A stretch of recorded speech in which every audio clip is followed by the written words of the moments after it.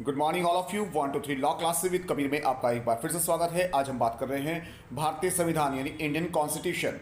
तो सबसे पहला प्रश्न बनता है, संविधान से क्या आशय है? किसी देश, राज्य या क्षेत्र के भीतर रहने वाले व्यक्तियों पर शासन संबंधी व्यवस्था का लिखित या मौखिक दस्तावेज जो वहां की शासन व्यवस्था और जनता के बीच में संबंधों को स्थापित करता है उसे संविधान कहा जाता है। संविधान दो रूपों में देखा जा सकता है, लिखित संविधान और अलिखित संविधान।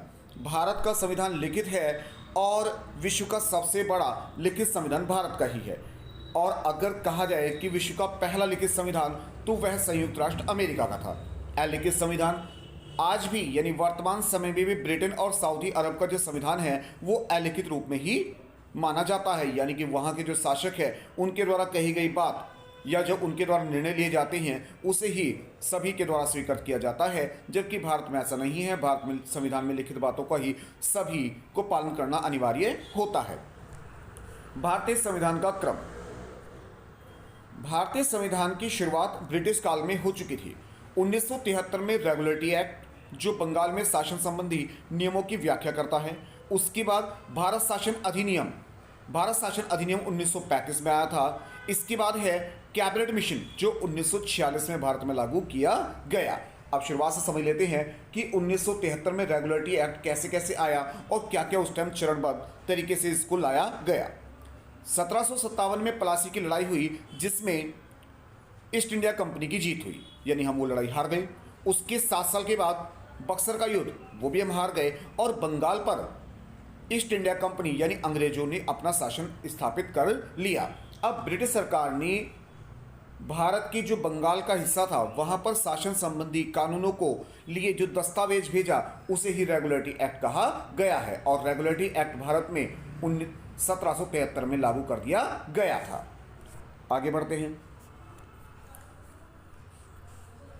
तो यहां पर है सर रेगुलेटरी एक्ट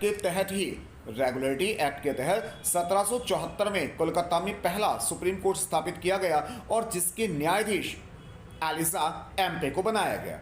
तो भारत का सबसे पहला जो न्यायालय है वो ब्रिटिश काल में बनाया गया था 1774 में और कोलकाता में बना था और इसके न्यायाधीश थे एलिजा एम्पे।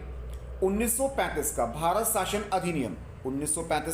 शासन अधिनियम यह उस समय का इतना सफल दस्तावेज है जिसका प्रयोग हमने संविधान बनाने में लगभग 60% किया है।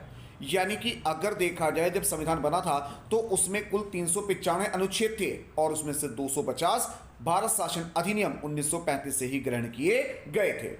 इसके अलावा इस अधिनियम के अंतर्गत ही म्यांमार को भारत से अलग कर दिया गया है, जिसे हम वर्तमान में म्यांमार के नाम से जानते हैं। उसे पहले वर्मा कहा जाता था और वह भारत का ही एक अंग हुआ करता था, पर 1935 में भारत शासन अधिनियम में के अंतर्गत उसे भारत से अलग कर दिया गया।